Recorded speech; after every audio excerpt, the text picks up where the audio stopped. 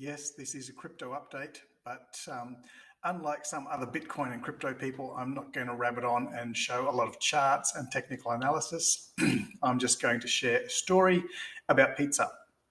So many years ago, I was living on the Sunshine Coast, and just across the road from my house, there was a Pizza Hut. About 4 doors down from that was a Pizza Capers. Across the road and down a bit further was a Cafe Italiano. And there was another place that I can't remember the name of right now because it was about 20 years ago.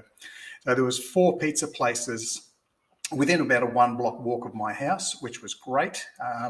And they all had their own different thing. Pizza Hut had their dine-in. They had the buffet salad bar and the all-you-can-eat pizza nights. And they did have a very good quality product. Pizza Capers had some differentiation. They had barbecue chicken and avocado and paprika and all sorts of weird and wonderful ingredients that you didn't get on normal pizzas. And the Cafe Italiano made these massive, they were like 15, 16 inches across. And they were really good. They made their own dough and that sort of stuff. It was very, very authentic, a bit more expensive, but a much higher quality ingredient. And then what occurred is a little further down the road, about 2 blocks down the road, they opened up a Domino's Pizza. Now, while Pizza Hut was selling pizzas for about 13, Pizza Capers was between 15 and 20, and Cafe Italiano was selling these giant big pizzas for $30. Domino's opened up down the road and started selling their pizzas for $5. And a lot of people were like, oh my God, how can they make money doing that? Surely they must be losing money, but let's try it out. And Domino's, it was a cheaper product. It was an inferior product, but at that time I had a couple of teenagers living at home, and it was significantly cheaper for us to get the Domino's pizza. And Domino's is obviously part of a big franchise. They had very deep pockets, and their business model was to go into the marketplace and basically sell pizzas at cost or even below cost for long enough to drive the other guys out of business. And so what happened, it took about 12 or 18 months, but one by one, these other competitors actually started to close their doors and shut down until Domino's was the only game in town. Domino's was the only pizza person there. And once they'd driven the other competitors out of business, you could no longer get the $5 pizzas. They started to jack them up to $8 and $10 and things like that. So what we're seeing now in the crypto market is basically, in the last 12 or 18 months, we've seen a lot of institutional adoption. A lot of Wall Street billionaires, hedge fund managers, and these sort of guys have started buying into Bitcoin, which has been great. It's broadened out the space, brought in a lot of institutional adoption, but it's also brought in the institutional behavior. And let's face it, there are Wall Street raiders, there are professional hedge fund managers who actually make bets against the market, and they make a lot of money when the market goes down. So what we've been seeing in the last couple of weeks is people deliberately buying lots and lots of Bitcoin, borrowing money to buy Bitcoin, then dumping it on the market for less than what they paid for it, trying to drive the price down. So we've seen what the raiders did to Luna last month by borrowing a lot of money and then dumping and tanking the UST onto the market. We've seen some signs of stress around Three Arrows Capital, a $1 billion hedge fund, crypto hedge fund out of Singapore. And what we're seeing at the moment is the question is, how low can Bitcoin go, really? It's dropped from 68,000 down below 20,000, a level that most people said it can never go below 20,000 because that was the size of the highest peak, judging from the charts and things like that. But what you need to understand is the miners, their cost of production is around about 17,400. That's how much it costs a miner to produce a Bitcoin. So once that 20,000 level was reached, there's bad operators out there who are saying, hey, I wonder if we can push the price even further down to the point where the miners are actually going to start losing money. And then if we push it down to the point where the miners are going to start losing money, the miners are obviously going to dump their Bitcoin onto the market, which forces the price down even further. Because Bitcoin and crypto are quasi-anonymous, I mean, I don't know your wallet address, you don't know my wallet address, but we can actually see the big players in the market. We can see the wallet address that have been buying billions and billions of dollars worth of Bitcoin. And you can see when they bought it, you can figure out what they paid for it. So if you're in this place and you're a hedge fund manager and you've got billions of dollars at your disposal, you can literally underprice them and drive them out of business, just as Domino's did with those other 4 competitors, the pizza competitors on the Sunshine Coast. That's where the pizza comes in.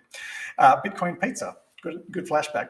Um, so the price can go down at 17,400 level. Then literally these miners will have to start selling their Bitcoin. They'll literally go out of business. And then it's on public record that Celsius has a liquidation price of around about 15,000. Michael Saylor, for those who know Michael Saylor, I'll talk like this. Michael Saylor has a liquidation price of about 13,000. That's the level that he's going to have to start selling, whether he wants to or not. So will these competitors be able to drive the price down? It just depends on how deep their pockets are and how big their motivation is. Obviously, by opening up in competition with these other four places, Domino's lost a lot of money, but they could afford to lose money for 12 or 18 months and drive the price down until they actually captured all the market share. So there may be some bad operators out there who are going to deliberately be selling Bitcoin for less than what they paid for it, driving the price down, trying to get rid of their competitors. Then when the price is low enough and the competitors have gone, they're going to jump in and buy up all the Bitcoin. So will Bitcoin break the 17,400? Will it break 15? Will it break 13? Nobody knows. All of the guys commentating with their charts and all that sort of stuff, nobody knows for sure. We're in unprecedented territory because Bitcoin has broken its previous pattern of never dropping below the previous high. It's broken its pattern that it's held for 13 years. Bitcoin has never existed in an environment where there's high inflation and increasing interest rates, because we haven't had that for the previous 20 years. So we're in uncharted territory. Nobody really knows, but happily there is a bit of a groundswell. Some people may remember when there was big hedge funds who were shorting GameStop and pushing the price down. And then a community on Reddit called Wall Street Bets started buying up the GameStop. And basically it was just a bunch of nerds sitting behind their laptops buying this stock so that they could bankrupt the guys on Wall Street who were actually shorting this stock. So what's happened in the last few days? There's a lot of people who are coordinating their efforts to buy more Bitcoin and drive the price up, or at least keep it above that 17,400 level, so that the miners don't shut down and they don't have to actually turn off their equipment or maybe sell out their businesses.